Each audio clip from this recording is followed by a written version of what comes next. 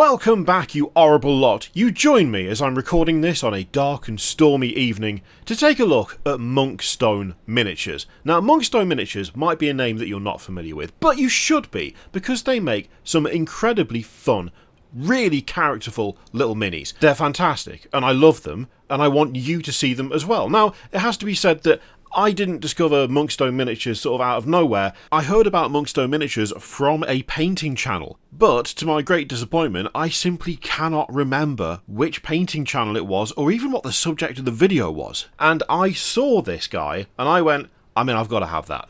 I've got to have that. There's 1,001 alternatives for your various favourite war games, but when it comes to like one-off ranges of just fully characterful, unique models, you don't get that as much as perhaps you should. Now, before we go through the different angles of Rollo, we need to have a little chat about this particular setting, because it is a setting. It's not just that these are fun, characterful miniatures, they are from a specific world, a world of Monkstone Miniatures creation, and that is the Kingdoms of Dunmir. Dunmir is a land that has never been truly tamed by human folk, and the follies of bygone kings lay testament to this in the countless crumbling fortresses that remain. You can probably already tell, this is extremely my sort of thing. I mean, to be honest, I think this is very much a lot of people's sort of thing, but I love the like landscape dotted by ruins of a previous age. It's just so good. It's said that the great hearths in many of these strongholds still flicker with life. Boggart, Brownie and Goblin kings now sit upon their rotting thrones, squabbling over scraps and fighting among themselves, their reigns often, like themselves, short and bloody. What a great sentence. That is fantastic. But it is not the hordes of Boggarts that provide the most peril in Dunmir.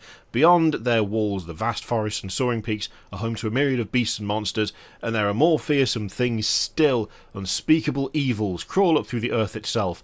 Black with slime, and older than the rocks they seep from, these abominations infest the hearts and minds of good folk, corrupting even the purest in time. Oh, I just love it. As someone who plays a hell of a lot of D&D and absolutely loves world building, it's like, 4 paragraphs? And that gives such a good basis for these miniatures. It just makes me appreciate them even more. So, let's have a look at Rollo the Masterful Spriggan Adventurer. So Spriggans are strange and mischievous folk with an aptitude for thievery. They speak in a bewildering dialect of riddle, slang and song, and some have been known to possess powers of sorcery and witchcraft. I just love this. I think it's super unique. It's super interesting. You get a little bit of art, a little bit of card there, talking about Rollo and Spriggans. It's just great. I really like the textures on him. There's so much character in quite a short lad. Quite a small, stocky lad. His little padded leather jerkin that he's got on there, that kind of quilted armour. I love the gorget. The gorget being a thing basically by itself as well is very fun. And the sword. Oh, the sword. It's so weirdly cute, but also damaged in a way that makes it look quite well used, which is a weird thing to be creeped out by, but I don't know, it looks menacing. I really like the detail that's gone into things like the shield, also having that big sort of cauldron on the back there as well. Oh, it's just great. It's just really nicely done. That is exactly the packaging in which mine arrived. There's the lad. The lad himself, I will say that the quality, super good. I'm really happy with mine, and I really love that they've included scale here. It's just one of those things that shows thought has gone into it. I absolutely love this model. It's really, really fun. It has all the things I like. A nice mix of different textures. Just the character is off the charts with the design of the head. That super long nose pointing out above the gorget. There is a cartoony element, but there's also things like the warts on the head. It might be a bit cartoony, but there's also something quite real about it at the same time. Just absolutely fantastic. Love it. So, along with Rollo, there's Maggot as well, who is very similar. I love the eye patch. Absolutely love it. The rope going across the chest is really nice. I like that we still have something pulled up over the lower mouth, so you've got a similar kind of silhouette and presentation, but instead of a gorget, instead you've got this kind of bandana that's been pulled up, or more like a scarf that's been pulled over the mouth. Also, The bald patch and long hair, love that. I don't know why, I just really like that. It's like the Bill Bailey haircut, isn't it? It's the it's the bald with the long hair approach, and I really like that. The dagger looks great. Again, it's just the proportions are really fun. Really, really characterful. The big sack being carried too. The little pouches underneath it. Just lots of little details that really make me enjoy these models. Oh, it's great. It's not just brigands though. It's not just brigands. We've got things like ogres. A fairly common sight across Dunmir, even though they are much more often seen in 1s or 2s and often in the employ of others. And Olaug? I'm struggling with the name, I'm sorry. Mind you, you're used to that at this point, aren't you? I can't pronounce anything. Her loyalties lie with herself, namely in the few remaining sisters of the Bittlehole Coven. That's a great name. Do not be fooled by her appearance. She has a sharp wit, a keen mind to match her strength. This is the other thing I quite like about this. Yes, she is a witch. She's also an ogre, so she's got some strength to her. I really like the fact that the shield is in fact just someone's door. I mean, the hinges are still on there. Those big, long, like old iron hinges. I really like that. The mace looks like it's been taken from someone else, but I really like that repurposed door, that shield, is pretty much the only armour that's going on. Underneath that, you've got fairly plain, simple clothes. You've got an open tunic there, a skirt, kind of. What's left of one, anyway. The little pouches hanging off look fantastic. Really, again, in a way, kind of cartoony, but not cartoony in the way that things like the face is done. That is just a very, very well sculpted, realistic, and kind of horrifying face. It's fantastic. I love these so much. All the skulls hung on as well. I mean, the way the ropes go through the eye sockets. Oh, just so good. Now we get into the realm of the walking, talking animals. Gruntlack Gatecrusher is a fantastic name. Love that. And apparently earned his name at the Siege of Kell, where he single-handedly breached the gates of the Kell Citadel, leading to a swift and bloody victory against the Boggarts fortified there. Those same Boggarts now pay him to fight in their pits. Wow. That is... I don't know if that counts as a victory if you're now fighting for them. But hey, if he's happy, which it feels like he probably would be, because Jesus Christ, look at him. So long ago, the forests were ruled by the great boars and sows of Westerwood. They lived in huge sounders and held counsel with the other forest tribes. Now they are but a shadow of what they were, finding work where they can as bodyguards, pit fighters, and mercenaries. A fall from grace situation. If they were ever that graceful in the first place. Maybe I'm being a bit harsh, judging them all based off this incredibly shredded monstrosity with a gigantic ball of spiked metal on a stick. There is something about the gladiator style, like, lenses on the helmet. Like, I feel like that's where I've first seen that sort of thing. Historically, I'm sure that there's a more suitable reference, but I think the kind of, like, the grilled lenses over the eyes, I think the first time I ever saw something of that type was in the film Gladiator, so I always associate it with that. That adds a lot to this because it makes him look even more inhuman. And he looked kind of inhuman to begin with. You know, between the pig head and the three fingers on the hands, the little curly tail is such a nice detail. Look at that. Look how good that is. That, I feel like that rounds it out. The metal looks really good here as well. I really like what they've done for painting this. Weathered and rusted, but not completely, like, shot. Also, just look at the sculpting. Look at the sculpting on the arms and the back there. The muscles being picked out. Good grief. Gruntlack also has my favourite thing, which is a nice mix of materials. You've got some cloth, you've got a good amount of skin, you've got metal, you've got wood. It's just... it's just perfect. We also have Gorgrot the Gluttonous, in case you wanted a chunkier pig. And by chunkier, I mean slightly less, you know, time spent at the gym, more time spent at the banquet table, by the look of things. This one also has, like, one of the most horrific little descriptions. Gorgrot is, after all, a boar executioner, which means that when you read once the heads have been placed on spikes around the keep, Gorgrot is tasked with disposing of the bodies, a task he takes to with great vigour.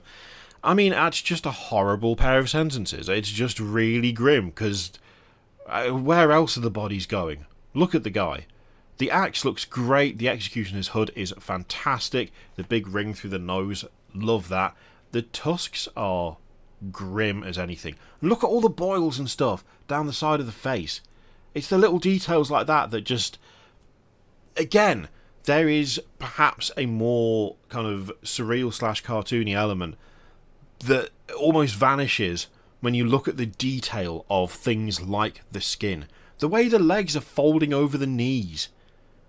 The leather kind of digging into the skin around the stomach and across the chest. It's just so fun. It's so good. And, by the way, that leather cowl, that hood, is so nicely done. Like, that is so nicely sculpted. You've got all these dents and creases, like it's either not properly sewn or perhaps it's been shrunk in some way. It's just great. Little things like the bandage around the upper arm. I don't want to know what's in that sack. I don't want to know. I'm hoping it's money. I'm praying it's money. No, the way they've painted that, I think there might be... Yeah, I think there's dried blood and a bit of blood on the cloth underneath. So it's not money, is it? It's not. It's someone's heart, probably, for a midnight snack or something. Really like the axe. Super simple, super clean. A little bit chipped, a little bit dinged. Rusty, obviously, but clearly well used. Oh, Gorgrot, you absolute nightmare, you. We also have Gorgrot the mercenary. A veteran of many battles, Gorgrot, like many other boars, has survived on his strength, finding employment all over Dunmir as a mercenary. Well, at least it doesn't imply that he's outright eating people. He is... I don't know why. There's just something oddly terrifying about him, but I couldn't really explain what it is.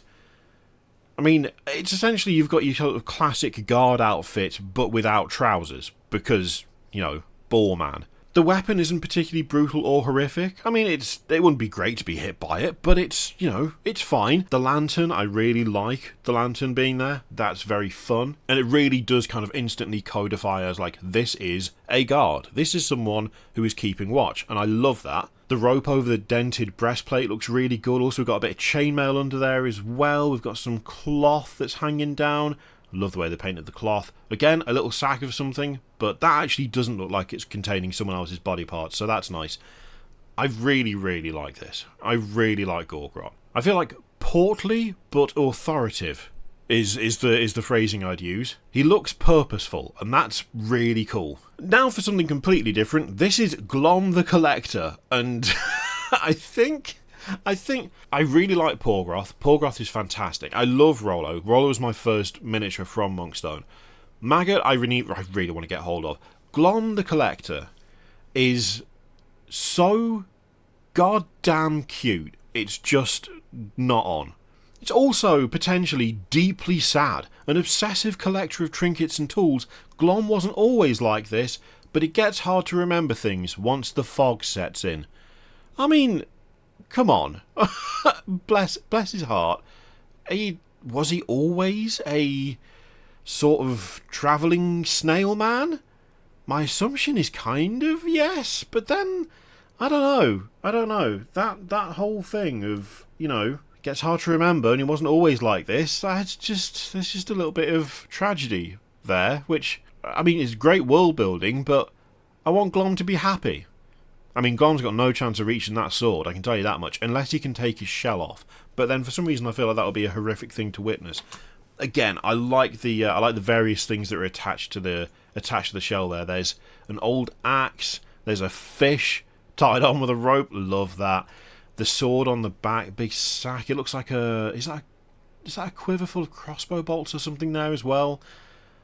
Other side, we've got a nice saucepan. A completely different, like, satchel. Oh, and stuff on the other leg as well. Another little pouch. Oh, I wonder what the thing is next to the pouch. Is that the crossbow? It's kind of hard to tell. No, it's a knife in a scabbard. But, oh man, again, they are so packed with character. These sculpts. They are just so packed with character. They look fantastic. Fantastic and unique. Now we're on to Brunor, the Minotaur exile. Once a champion of the Blue Peaks, his arm now bears the mark of an exile, marking him out as a failed claimant and challenger to the chieftain. Like so many exiles, he wanders Dunmir, selling his blade to the highest bidder. The days of the great Minotaur herds are long gone, but small tribes still exist around the edges of the Blue Peak Mountains and further south across the Emerald Sea. All of these paragraphs, all of these sentences, these descriptive little bits for the models really do a great job of like building a world in decline. I really like that. Brunor has got a scary as hell face, which I think is fair. He is a big minotaur man. The axe looks great. I love the decoration going across the centre of the axe head. That's really cool. The skulls hanging from a rope around the neck, fantastic. The massive ring through the nose makes him extra intimidating as well, along with those, like, it's not quite like chainmail or scale mail really, is it? It's like the kind of, not even rings, those scales hanging down across the forehead. And there's something similar on the other shoulder as well. Oh, the detail on the back is great. Again, the way that the leather crosses across the skin and actually has a proper indentation in places, that's really nice. Also, the detail of the cloth being tucked into that belt, but a bit of it is like folded over at the top, but not all the way. Just little things like that really, really stand out to me. Love the bandage on that arm as well. Yeah, there we go. So we've kind of got like those tiny shields. Someone told me what those were a while ago, because I was wondering, because they show up a lot in Horus Heresy character sculpts, and I've immediately forgotten what it is again. And I also can't remember what video that was on, so it'll take a while to go back and look. But I will see if I can find it, and then I'll edit this bit in whilst I'm doing the editing side of this. But yeah, the build on this guy as well. The build is so good. Got this huge hulking set of shoulders. The chest is super wide. The way the neck is really bulked out as well. Oh, love it. Just great. And finally, for the moment at least, there's the Mandragores, which are the witches' thralls. Mandragores are strange sentient roots that grow in Dunmir. They tend to grow in soil that has been steeped in blood, although they are not evil by nature. Again, really hammering home the quite dark nature of this world. They are often used by witches as servants, as they are easily bound to their wills and work tirelessly without sleep. They give off a high-pitched and deafening scream when threatened, making them good sentries too. I mean, this is properly like, and now a trio of little freaks. It's time to get the little freaks out. They do sort of look like, I mean, I know roots, but I'm specifically getting like turnip from this, which is great. It's great. I love that one of them is wearing a helmet made out of a cauldron. That's grand. This little guy with all of the candles on his head and a little like a little farming scythe is so much fun. The multiple eyes, some big, some small, is absolutely nightmarish. Can't get enough of that. Great work. Again, the way they're all pointing in different directions. And that little tiny hand holding an axe that's clearly too big for it is so fun. He's even got a little bag. He's carrying a little bag, and he literally has eyes in the back of his head, so you can't even steal from him. Oh, it's so good. that cauldron is a helmet. What a happy little fella. What a happy little guy that is. He's going to run up, and he's going to smack you with his flail. And you're not even going to hit him back, because he's protected. Alright? He's protected, and there's nothing you can do. And it looks like they're going to enjoy seeing you get hurt. Maybe that's unfair judgment. I know it says that they're not evil by nature, but there is something playful about them. Playful and extremely alarming. Like, it's altogether too many eyes on two of them. Seemingly no visible eyes on the other one. They're all armed. I mean, they just look horrifying. And slightly cute. Slightly cute as well. Oh, fantastic. Absolutely brilliant. Love them. Love the Mandragores. 10 out of 10. That for now is it from Monkstone Miniatures. I want to stress, by the way, I should have done this at the start, this isn't a sponsored video. They haven't asked me to make anything or to talk about Monkstone Miniatures at all. This is just something where I've got a couple of these. I absolutely love them. I just wanted to talk about them because they are very, very fun, very unique miniatures. It's not a massive range, but it is like steadily being expanded on, and then being based in this world that they've created that is right up my street. I just wanted to share it around, you know? So there you go. I'll put a link to Monkstone Miniatures in the description down below. Do go and check them out if you like the look of what they do. And yeah, thank you very much for watching, and I will see you for whatever the next one is.